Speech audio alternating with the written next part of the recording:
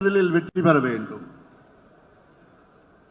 அரசியல் அதாவது தேர்தலில் நாம் வெற்றி பெற வேண்டும். மக்கள் மனதிலே நாம் வெற்றி பெற்றிருக்கின்றோம். ஆனால் அந்த ஆட்சி அதிகாரம் வந்தால்தான் ஊடகங்கள் நண்பர்களோ அல்லது பொதுமக்களோ இவர்கள் தான் முதன்மையான கட்சி என்று சொல்வார்கள். 56 ஆண்டு காலம் ஆட்சி செய்து கொண்டிருக்கின்ற கட்சிகள், இரு கட்சிகள், அவர்களை விட அதிக தகுதி, அதிக திறமை, அதிக தொலைநோக்கு பார்வை உள்ள கட்சி பாட்டாளி மக்கள் கட்சி. மருத்துவர் ஐயா அவர்கள் 44 ஆண்டு காலமாக மக்களுக்காக, அடித்தள மக்களுக்காக உழைத்துக் கொண்டிருக்கின்றார்கள். இது போன்ற உழைப்பு இந்தியாவில் எந்த தலைவரும் செய்தது கிடையாது. நம்மை வழிநடத்தி வருகிறார்கள். சமீபத்தில் குடியரசு தினத்தை முன்னிட்டு மத்திய அரசு விருதுகளை அறிவித்தார்கள். அந்த அறிவிப்பு வந்த பிறகு எனக்கு மிகப்பெரிய ஒரு வருத்தம் இருக்கு.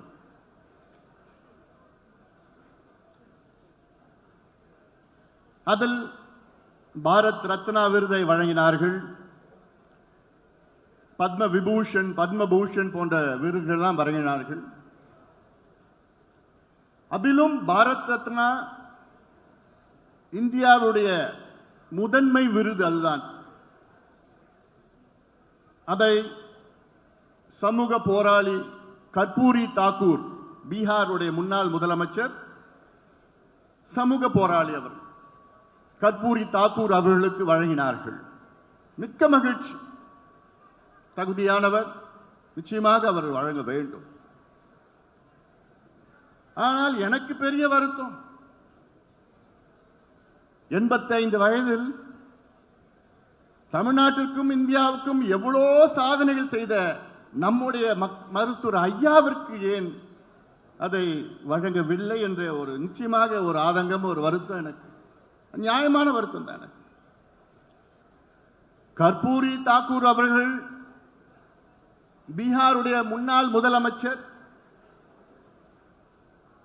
முடி திருத்துகிற சமுதாயத்தை சார்ந்தவர், பீகாரிலே இடஒதுக்கீடை கொண்டு வந்தவர். அதனால் அவர்களுக்கு கொடுத்திருக்கின்றார்கள். அதை பாராட்டுகின்றோம். முதலமைச்சராக இருந்து சாதனைகள் செய்வது பெரிய காரியமே கிடையாது. அந்த அதிகாரம் இருக்கிறது, கையெழுத்து போடுகின்ற அதிகாரம் இருக்கிறது. ஆனால் எனக்கு பதவி வேண்டாம், பொறுப்பு வேண்டாம், சட்டமன்றத்திலோ நாடாளுமன்றத்திலோ என் கால்கள் படாது என்று தமிழ்நாட்டிற்கும் இந்தியாவுக்கும் சாதனை செய்வதுதான், அதுதான் உயர்ந்த சாதனை. நம்முடைய ஐயா அவர்கள் அதை செய்து கொண்டிருக்கின்றார்கள். இந்தியாவிலே 6 இடஒதுக்கீடுகளை பெற்ற தலைவர், ஒரே தலைவர் மருத்துவர் ஐயா அவர்கள். தட்டி சொல்ற, வேற யாராவது ஒரு இடஒதுக்கீடு இன்னைக்கு வாங்கி தந்திருக்காங்களா? 6 இடஒதுக்கீடுகள். தமிழ்நாட்டில் 4, இந்திய அளவிலே 2 இடஒதுக்கீடுகள். நான் சமீப காலத்திலே ஊடகத்திலே ஒரு சில பேட்டிகளில் நான் சொன்னேன், நாங்கள் எவ்வளோ செய்திருக்கின்றோம், எங்களுடைய ஐயா அவர்கள் எவ்வளோ சாதனைகள், மக்கள் சார்ந்த சாதனைகளை செய்திருக்கின்றார்கள். எங்கள் ஐயாவை போன்ற தொலைநோக்கு சிந்தனை, பார்வை யாருக்கும் கிடையாது. 40 ஆண்டுகளுக்கு முன்பே சமூக நீதியை பேசிய தலைவர், 43 ஆண்டுகளுக்கு முன்பு ஜாதிவாரி மக்கள் தொகை கணக்கெடுப்பு நடத்த வேண்டும் என்று நம்ம முதல் தீர்மானம் போட்ட தலைவர், 30 ஆண்டுகளுக்கு முன்பு தொலைநோக்கு பார்வையிலே காலநிலை மாற்றம், பருவநிலை மாற்றம் பற்றி பேசிய தலைவர், 40 ஆண்டு காலமாக மதுவை ஒழிக்க வேண்டும் என்று போராடி கொண்டிருக்கின்ற தலைவர், 30 ஆண்டுகளாக இந்த புகையிலை பொருட்களை ஒழிக்க வேண்டும், அழிக்க வேண்டும் என்று எல்லாம் போராடி கொண்டிருக்கின்ற தலைவரை பெற்றிருக்கின்றோம். ஆனால் அவருக்கு அங்கீகாரம் கிடைத்திருக்கிறதா? ஊடக நண்பர்கள் அங்கீகாரம் கொடுத்திருக்கின்றார்களா? தமிழக மக்கள் அங்கீகாரம் கொடுத்திருக்கின்றார்களா? அது மிகப்பெரிய வருத்தம் என்று நான் பல பேட்டிகள் நான் சொல்லியிருக்கின்றேன். இன்றைக்கு நாம் அரசியல் தீர்மானம் போடுறோம். தீர்மானத்தில் வருகின்ற மக்களவை தேர்தலில் பாட்டாளி கட்சி கூட்டணி அமையும். அந்த கூட்டணியை முடிவு செய்கின்ற அதிகாரம் மருத்துவர் ஐயா அவர்களுக்கு நாம் வழங்கி இருக்கின்றோம் என்ற தீர்மானம். திமுக தொடங்கி 18 ஆண்டுகளில் ஆட்சிக்கு வருகிறார்கள். 49 தொடங்கி 67 ஆட்சிக்கு வருகிறார்கள். அண்ணா திமுக தொடங்கி 5 ஆண்டுகளில் ஆட்சிக்கு வருகிறார்கள். 72 தொடங்கி 77 ஆட்சிக்கு வருகிறார்கள். ஆனால் பாட்டாளி கட்சி தொடங்கி 34 ஆண்டுகள் ஆகியும் இன்னும் நாம் ஆட்சிக்கு வர முடியவில்லை. இன்னும் நாம் கூட்டணி என்று பேசிக் கொண்டிருக்கின்றோம். இது எப்பொழுது மாறும்? மாறணுமா வேண்டாமா? மாற வேண்டும். மக்களுடைய மனநிலை இப்படி இருக்கிறது. மக்களுடைய மனநிலை மாறி இருக்கிறது, மாறிக்கொண்டிருக்கிறது. அந்த மாற்றத்தை நாம் எல்லோரும் சேர்ந்து கொண்டு வருவோம். நீங்கள் கொண்டு வர வேண்டும். ஐயாவுடைய கனவு எவ்வளவு இருக்கிறது. தமிழ்நாடு எப்படி இருக்க வேண்டும், இந்தியா எப்படி இருக்க வேண்டும், அந்த ஆதங்கம் இருக்கிறது.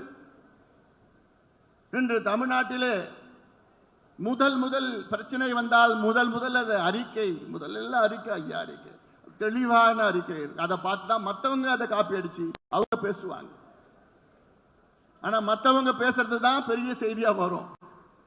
ஆனா முதல் சொன்ன ஐயாவுடைய செய்தி ஒரு பிட்டு செய்தி. இதுதான் இன்றைய நிலை. நான் மற்ற கட்சிகளை பற்றி நான் பேச போவது கிடையாது. நம் கட்சியினோட வளர்ச்சியை பற்றி பேசுவோம். மற்ற கட்சிகளை பற்றி எவ்வளவுனா பேசலாம், குறைகள்ல எவ்வளவுனா அடுக்கிக்கிட்டு போலாம். ஆனால் அது நமக்கு முக்கியம் கிடையாது. நாம் எப்படி இருக்க வேண்டும், நாம் எப்படி அணுக வேண்டும், மக்களை எப்படி அணுக வேண்டும். 34 ஆண்டு காலம் கட்சி ரீதியிலே உழைத்து வருகின்றோம். 2026 நம்முடைய ஆண்டு. இது நம்முடைய ஆண்டு, நாம் ஆளுகின்ற ஆண்டு. அதற்கு முன்னோட்டம் தான் 2024 இந்த ஆண்டிலுடைய மக்களவை தேர்தல். அதற்கு முன்னோட்டம். இதில் வெற்றி பெற வேண்டும். நான் சொல்லியிருக்கின்றேன், ஒரு கட்சியினுடைய வெற்றி எப்படி நிர்ணயம் செய்வது என்று. கொள்கை ரீதியிலா, போராட்டங்கள் ரீதியிலா, உறுப்பினர்கள் எண்ணிக்கையிலா, அல்லது இளைஞர்கள் அதிகமாக இருக்கின்ற நோக்கமா, இதெல்லாம் இல்லை. எத்தனை எம்பி, எத்தனை எம்எல்ஏ. பாட்டாளி மக்கள் கட்சியும் இதுவரை 70 சட்டமன்ற உறுப்பினர்களுக்கு மேல் நாம் வெற்றி பெற்றிருக்கின்றோம். தமிழ்நாட்டிலும் புதுவையிலும் இதுவரை 20 நாடாளுமன்ற உறுப்பினர்கள், மக்களவை, மாநிலங்களவை உறுப்பினர்கள் 20க்கு மேல் நாம் வெற்றி பெற்றிருக்கின்றோம். 6 மத்திய அமைச்சர்களை நாம் பெற்றிருக்கின்றோம். 6 மாவட்ட ஊராட்சி பெருந்தலைவர்கள், டிஸ்ட்ரிக்ட் சேர்மன் நாம் பெற்றிருக்கின்றோம். நூற்றுக்கணக்கான ஒன்றிய பெருந்தலைவர்களை நாம் பெற்றிருக்கின்றோம். ஆயிரக்கணக்கான ஒன்றிய குழு உறுப்பினர்களை நாம் பெற்றிருக்கின்றோம்.